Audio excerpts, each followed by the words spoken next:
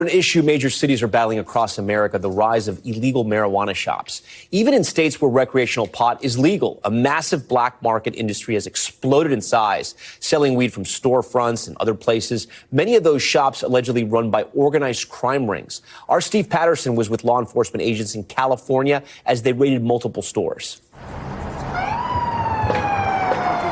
This is the tip of the spear. Please, search warrant! We know you're inside. Come out with your hands up. An early morning raid with overwhelming force aimed at a problem hidden in plain sight: illicit cannabis.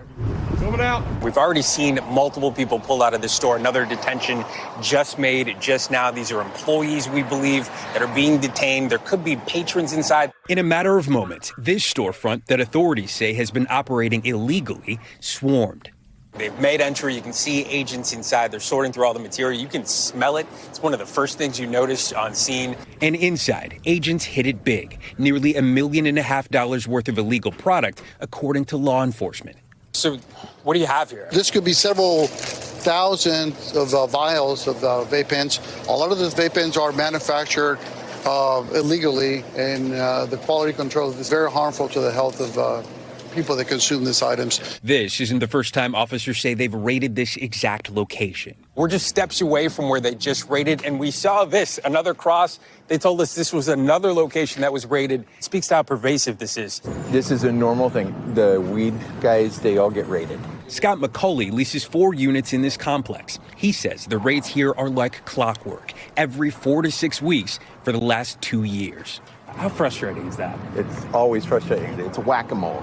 Every time they get a place to get in, they get pushed out, and then they go find another place. NBC News spoke to the property manager of the complex, who said they took over in February of 2024 and says they've already kicked out several illegally operating cannabis stores. They say this tenant claimed to be selling gold, and when they found out it was an illegal operation, they initiated eviction orders. Here's the numbers. Recreational cannabis is booming, worth billions of dollars in California alone. But the legal sales are dwarfed by the underground.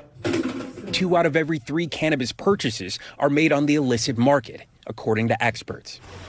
It's a problem several other states across the country are grappling with, including New York, where officials launched an operation that shuttered 1,400 illegal cannabis businesses over the past year.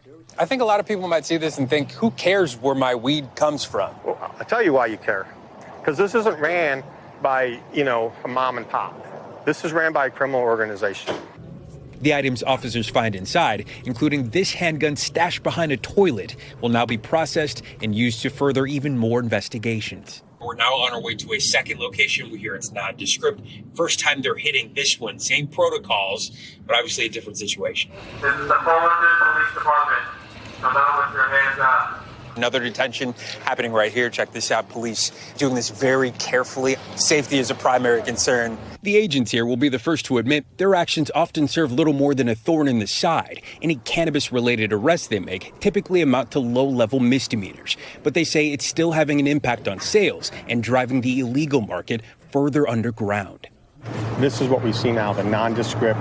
Unless you had word of mouth or you got a message, you would not know that this place is a dispensary. At this unmarked location, not even the building's owner says he knew what was happening. So the guy behind me that just showed up covering his face, that's the landlord. He's speaking to the city. He was told it was a vitamin shop. When he found out it was illegal, he started the eviction process. The raids, a constant churn, chipping away at the monolith of organized crime, one detention, one confiscation, 1 gallon bag at a time. Do you think this will get better? It will get better, and it has gotten better, but it's still a long uphill fight that we have in front of us.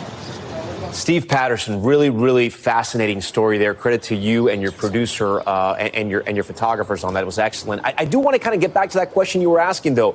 I mean, I'm watching that, and the whole studio was watching. It's fascinating. A lot of cops, a lot of firepower there those cops had, a lot of time on this. And as you mentioned, weed is legal, right, in nearly half of all states. So why are the officers putting so much resources into this?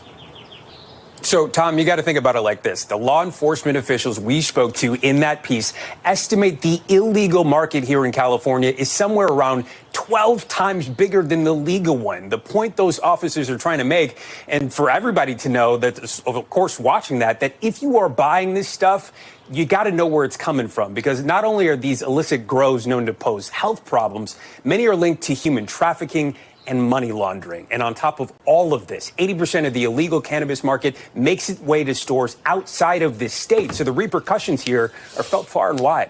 Steve Patterson for us tonight. Steve, really interesting look. Thank you for that report.